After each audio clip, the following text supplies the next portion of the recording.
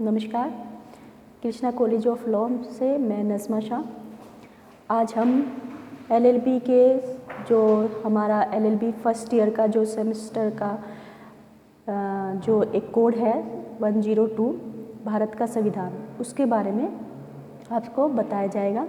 और उसमें जो मेन जो पार्ट है, सबसे ज़्यादा जो इसमें आता है, फर्स्ट में है इसके कि राज्य जो होगा वो राज्य जो इसका आर्टिकल है पहला कि राज्य जो होगा हमारा जो देश होगा वो राज्यों का समूह होगा, उसके बारे में है। मैं आपको मेन इसमें जो आते हैं जो क्वेश्चन, अधिकतर इसमें जो क्वेश्चन आते हैं हमारे फंडामेंटल राइट्स यानी कि हमारे मूल अधिकार जो है उसके बारे में ज़्यादा क्वेश्चन आते हैं। उसके बारे में ही मैं आपको एक एक सभी जो आपका जो हमारे मौलिक अधिकार है उसके बारे में बताया जाएगा। इसमें जो हमारा मौलिक अधिकार जो है ये हमने कहाँ से लिए हैं, कुछ हमने ब्रिटेन से लिए हैं, कुछ हमने आयरलैंड से लिए हैं, कुछ अमेरिका से लिए हैं। हमें जहाँ से जो मूल अधिकार अच्छे लगे हैं हमारे देश के जिन्होंने बनाया है, भीमराव अंबेडकर जी ने जिन्होंने बनाया है, उनको जहाँ से हमें जो अच्छे लगा है हमने वही पार्ट वहाँ से ले लिया है। तो जैसे हमारे यहाँ ये मूल अधिकार कहलाए जाते हैं, उसी तरीके से अमेरिका में ये बिल ऑफ राइट्स के नाम से प्रचलित है। वहाँ के सभी जो नागरिक हैं उनको बिल ऑफ राइट्स के तरीके से राइट्स दिए गए हैं। हमारे यहाँ फंडामेंटल राइट्स हैं, उनके यहाँ बिल ऑफ राइट्स के हिसाब के उससे ये दिए गए। ये जो हमारे मौलिक अधिकार जो है, ये मौलिक अधिकार हमारे आर्टिकल अनुच्छेद 12 से 35 तक के बीच में आते हैं। इसमें कुछ ऐसे हैं कि अमेंडमेंट के बाद भी जोड़े गए हैं, कुछ हटाए गए हैं, कुछ जो मतलब हमारे परिस्थितियों के हिसाब से उनको जोड़ते गए हैं और हटाते गए हैं।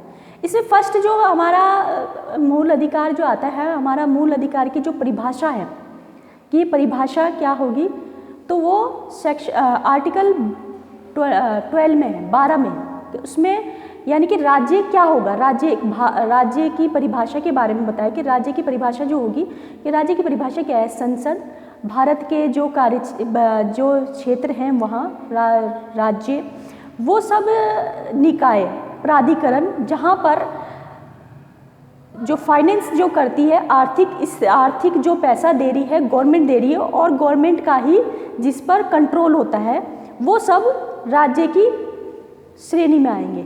जैसे कि एक यूनिवर्सिटी के बारे में बात होती थी कि क्या हमारी जो यूनिवर्सिटियां हैं क्या वो राज्य की श्रेणी में, राज्य की परिभाषा में आती है। तो बात यह है कि ये यूजीसी से एफिलेटेड है, तो ये सब राज्य की परिभाषा में आएंगी। यानी कि ये सब राज्य के, जैसे बीएचईएल है आपका, एक बहुत बड़ी फेमस कंपनी है, एक फैक्ट्री है एक, तो उसमें क्या है कि उसके बारे में भी ये कहा जाता है कि क्या वो भी राज्य की श्रेणी में आते, क्या हम उसको राज्य माने। तो ये कहा जाता है कि ये राज्य की श्रेणी में आते हैं, इनको राज्य माना जाए, क्योंकि उसमें जो पैसा जो फाइनेंस जो किया जाता है वो फाइनेंस करती है हमारी सेंट्रल गवर्नमेंट, और उसी का ही उसमें जो कंट्रोल होता है, जो भी सब होता है, वो सब हमारी गवर्नमेंट जो होती है, हमारी जो सेंट्रल गवर्नमेंट है उसी का है। तो इसलिए इसको भी एक राज्य की परिभाषा में रखा जाता है। सेकंड है इसमें जो हम 13 इसका जो पढ़ता है, तो 13 में ये है कि राज्य कोई भी मूल अधिकार के असंगत कोई ऐसी कोई विधि नहीं बनाएगा कि जो हमारे जो मूल अधिकार हैं उनको कम करे या उनको बिल्कुल ही ख़त्म करे। बट उसके कुछ अपवाद भी हैं। अपवाद क्या है कि वो इस तरीके के मतलब कुछ जो वो होते हैं कि कुछ जगह, जैसे कि हमारे कुछ जगह ऐसा होता है कि जब हमारे आपातकालीन जब परिस्थितियाँ आ जाती है तो हमारे यहाँ राष्ट्रपति के होते हैं, तो उस टाइम क्या होता है, हमारे जो फंडामेंटल राइट्स जो होते हैं तो उनको थोड़ा कम कर दिया जाता है। कम तो सबसे पहले जो हमारा किया जाता है, हमारा जो बिल्कुल छीन लिया जाता है जो फंडामेंटल राइट्स है, वो है 19 यानी जो हमें बोलने की, भाषण देने की जो हमें जो अधिकार है उसको रोक दिया जाता है। पर 21 और 22 को कभी नहीं, 21 और 22 को कभी भी नहीं मतलब ख़त्म नहीं किया जा सकता है, क्योंकि ये जो है हमारे रोज़मर्रा के जो वर्क होते हैं वो हमारे 21 में आते हैं, और 22 में अगर जो किसी को निरुद्ध कर दिया जाता है, यानी कि किसी को पकड़ लिया जाता है, तो उसके क्या क्या राइट्स है उसके बारे में बताया गया है। तो ये है कि 13 के बारे में बात कर रहे हैं हम। 13 में ये है कि राज्य इस तरीके की विधियाँ बना सकता है, मतलब इस तरीके की कोई वो ना करे, विधि ना बनाए, कोई ऐसी रूढ़ी ना बनाए कि जिससे कि ये जो अधिकार है हमारे, इन अधिकारों का हनन हो या इनको कम किया जाए।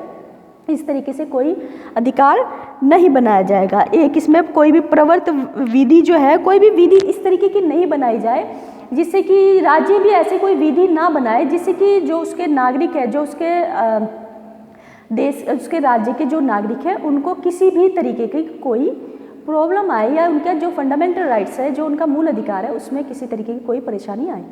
इसका नेक्स्ट हम बढ़ते हैं 14 ये है विधि के समक्ष समानता और विधि के समक्ष संरक्षकता। विधि के समक्ष समानता जो है हमने ये ब्रिटेन से लिया, और संरक्षकता जो ली है, विधि की संरक्षकता, ये हमने अमेरिका से लिया है। विधि, अब इसमें दो है कि विधि के समक्ष समानता, समानता यानी कि विधि जो होगी, विधि सबके लिए एक होगी।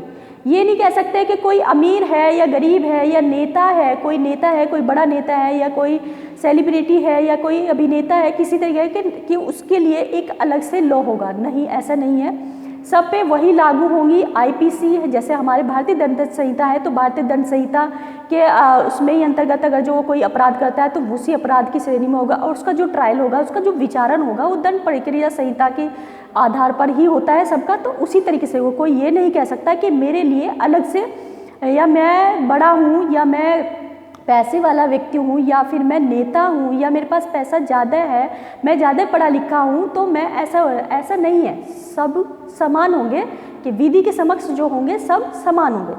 इसमें सेकंड इसका जो है वह है विधि के समक्ष संरक्षकता। संरक्षकता यानी कि संरक्षकता की भी ये है, अगर किसी विधि में ये कहा गया है कि इस किसी को जुर्माना भी देना है या सजा है या जो भी है, तो उसी आधार पे ही उनको संरक्षकता, अगर जो संरक्षकता में यह है कि 3 साल की सजा है तो 3 ही साल की सजा होगी, अगर 2 साल की सजा के प्रावधान है तो 2 साल का योग। संरक्षकता उसी आधार पे दी गई कि मूल, वंश, लिंग और हमारी जाति के आधार पर हमको नहीं दी जाएगी। ये जो है ये सेक्शन आर्टिकल जो अनुच्छेद जो 14 है, ये हमारे यहाँ विदेशियों को भी उपलब्ध है, विदेशियों को भी ये दिया जाता है। परंतु कुछ ऐसे हैं जो मैं आपको आगे बताऊंगी कि कुछ ऐसे हैं जो सिर्फ और सिर्फ हमारे मूल अधिकार, जो हमारे मूल अधिकार है वो सिर्फ और सिर्फ हमारे नागरिकों को ही दिया गया है। हमारे जो देश के जो नागरिक हैं सिर्फ और सिर्फ उन्हीं को ही दिया है। 15 में हम जाते हैं, 15 हम पढ़ते हैं। 15 में दिया गया है कि किसी भी व्यक्ति को मूल वंश, लिंग, जन्म के अधिकार पे विभेद, मतलब किसी तरीके का उससे विभेद यानी कि कोई भेदभाव नहीं किया जाएगा। कोई व्यक्ति अगर जो कोई साउथ का कोई व्यक्ति अगर हमारे देश में यहाँ पर जैसे दक्षिण से कोई भी व्यक्ति आता है और उत्तर में आता है, और उत्तर में आके उससे कोई किसी तरीके से वो कोई लाभ उठाना चाहता है किसी से, तो ये नहीं कहा जाएगा कि आप यहाँ के नहीं हो, आप दक्षिण से आए हैं, ऐसा नहीं होगा। सभी के लिए समान तरीके से वो होगा। समान तरीके से अगर जो किसी के लिए ये निकाला गया है कि ये कोई अगर जो लाभ या कोई योजना बनाई गई है, तो वो योजना ऐसी नहीं होगी कि वो योजना सिर्फ और सिर्फ अमीर लोगों के लिए या गरीब लोगों के लिए या गोरे लोगों के लिए, पर क्योंकि उस टाइम ये निकालने का अच्छा ये भी है कि ये जो अनुच्छेद जो बनाया गया था हमारा जो फंडामेंटल राइट्स है, क्योंकि जब हम गुलाम की ज़िंदगी, हमारे जो पूर्वज थे जो हमारे गुलाम की ज़िंदगी जब जीते थे, जब हमारे यहाँ अंग्रेज़ों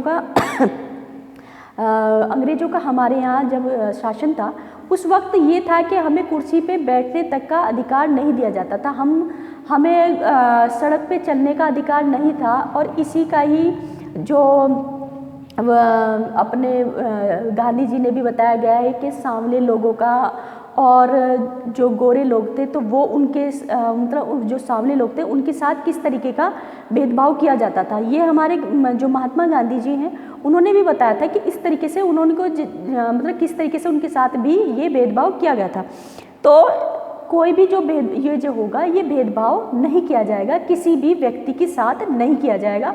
सब जो होंगे लिंग समान होंगे, सब समान होंगे, जातिवाद से किसी स्थान से किसी तरीके से कोई वर्णन कर सकता है।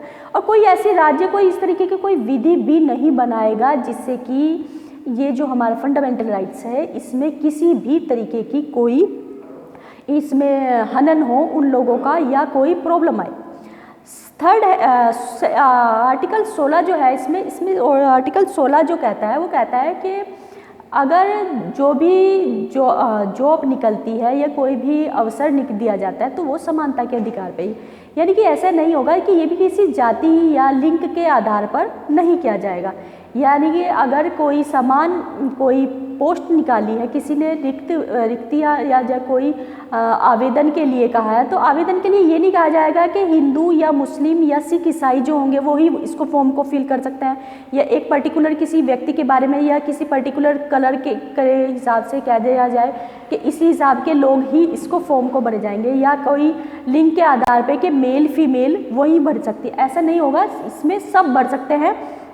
इस तरीके की कोई नियम शर्तें राज्य नहीं निकालेगा और ना ही राज्य इस तरीके की कोई विधि बनाएगा कि जिसमें ये लिखा जाए कि हाँ कि सिर्फ उन्हीं के पर। हाँ, इसमें क्या है, SC ST के बारे में जो हमारे शेड्यूल कास्ट है, जो हमारे अनुसूचित जाति अनुसूचित जनजातियाँ हैं, उनके आरक्षण के बारे में जो बात की है वो आरक्षण तो उनको दिया जाएगा। जो महिलाओं को जैसे आरक्षण दिया जाता है तो वो आरक्षण 30% है तो 30% दिया जाएगा।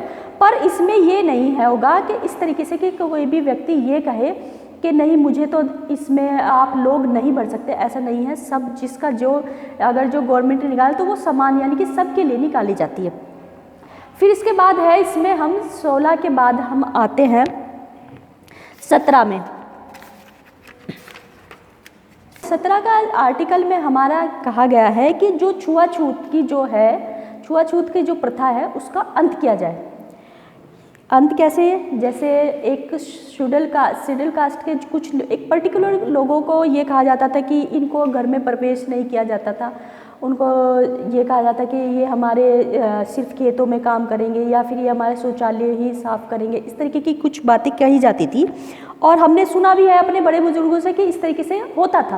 पर ये अब अगर जो कोई व्यक्ति इस तरीके का कोई व्यवहार करता है किसी के साथ तो उसका अंत कर दिया जाएगा। अगर वो कोई व्यक्ति इस तरीके से करता है किसी के साथ जाति के आधार पर, छुआछूत के आधार पर इस तरीके का कोई वो करता है तो उसके खिलाफ कानूनी कार्रवाई की जाएगी। और इसका बिल्कुल हर तरीके से अंत कर दिया गया है। और 18 जो है हमारे यहाँ उपाधियों का अंत के बारे में ये वाला आर्टिकल क्यों लिया गया? जब हमारे यहाँ अंग्रेज़ थे तो अंग्रेज़ों ने हमारे जो इंडियन लोग थे उनको कुछ लोगों को उन्होंने अपने साथ मिला लिया था। तो उन लोगों को क्या था उन्होंने कुछ लोगों को कुछ उपाधियाँ दे दी जाती थी कि ये आप वहाँ के साहूकार हैं या फिर आप वहाँ के हैं या फिर आप ये वहाँ के। तो वो जो लोग थे तो वो लोग हमारे जो अपने ही लोग हमारे जो नागरिक थे उनके ऊपर रौब दिखाते थे, उन पे अत्याचार किया जाता था। तो तब से गवर्नमेंट ने ये कहा है कि हम इसको बंद कर देंगे, यानी कि उपाधियाँ जो है उपाधियों को बिल्कुल हर तरीके से बंद कर दिया जाएगा। पर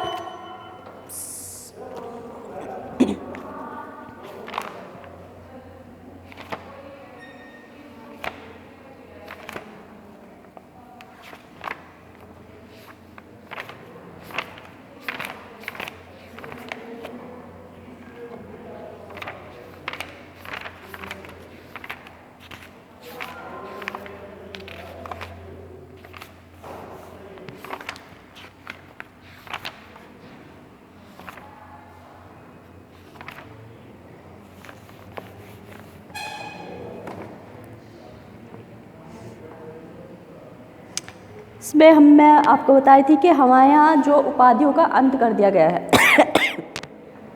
पर 1954 में हमारे यहाँ एक उपाधि नहीं कह सकते, पुरस्कार देने का भी एक वो गया था, तो भारत रत्न दिया जाता है हमारे यहाँ 1954 से। ये राष्ट्रपति द्वारा दिया जाता है उन व्यक्ति को जिसने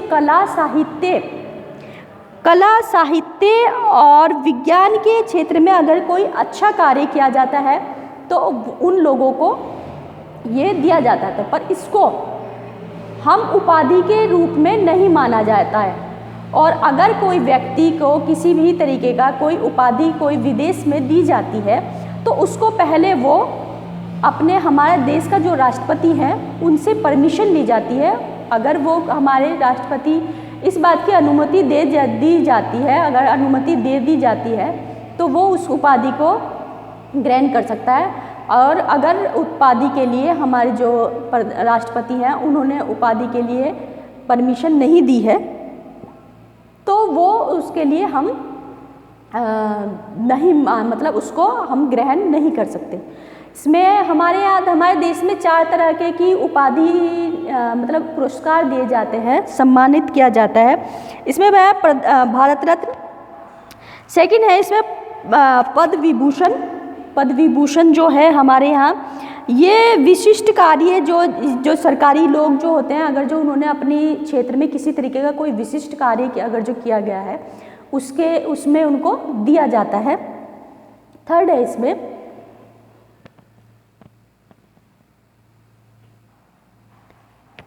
पद्म विभूषण। ये भी लोक सेवक जो उच्च स्तर के जो लोक सेवक हैं उनके द्वारा जो अच्छा वर्क किया जाता है अपने कार्यकाल में उनको दिया जाता है। और लास्ट है इसमें फोर्थ जो हमारे यहाँ दिया जाता है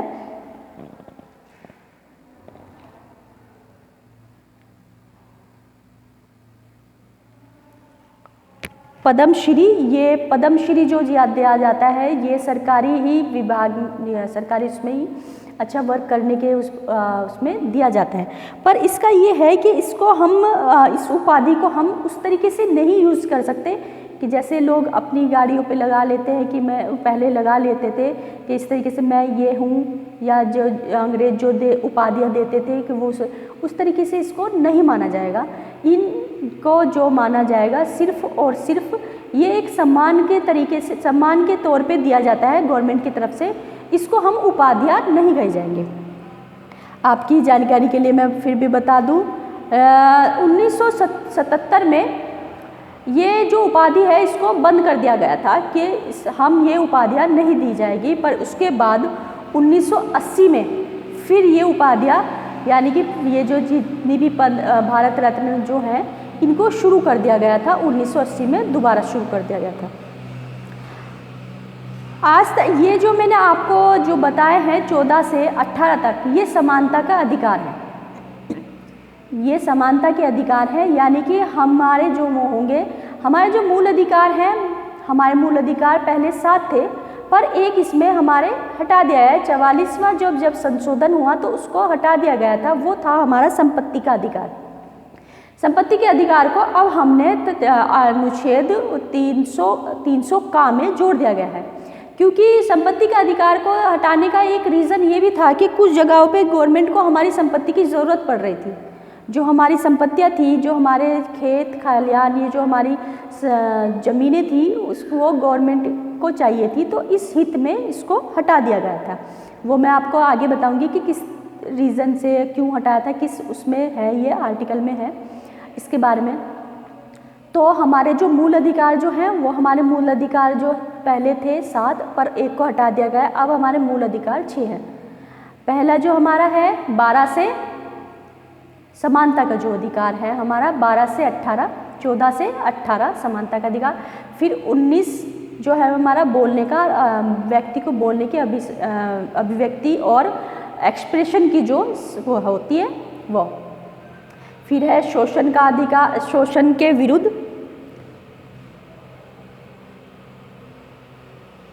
शोषण के विरुद्ध है। फिर है जाति और अंत धर्म, जो हमारा अपना धर्म है उसका प्रचार प्रसार और उसकी उपासना का अधिकार। और हमारा लास्ट जो है 29 और 30 जो है हमारा लास्ट नहीं कह सकते, मतलब जो हमारे मूल अधिकार है उसमें है हमारा 29 और 30 जो है जो अल्पसंख्यक हैं उनका अपने हितों का, उनका संरक्षकता का अधिकार, उनको और अपने जो ये अल्पसंख्यक है अपने विश्वविद्यालय, अपने धर्म के आधार पर अपने विश्वविद्यालय खोलने का अधिकार। यानी कि हमारे जो मूल अधिकार हैं वो हमारे मूल अधिकार अब हमारे 6 रह चुके हैं।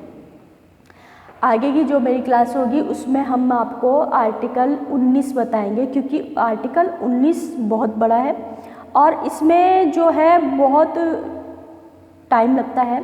इस वजह से हम उसके लिए मैं आपके लिए अलग से एक वीडियो बनाऊंगी। अभी फ़िलहाल जो मैंने आपको बताया है आप ध्यान रखिएगा, 12 से मैंने आपको 18 तक बताया है। 12 में आपके, फिर मैं आपको एक बार फिर रिपीट कर देती हूँ, 12 में आपके परिभाषाएं हैं, परिभाषा जो है राज्य की परिभाषा है।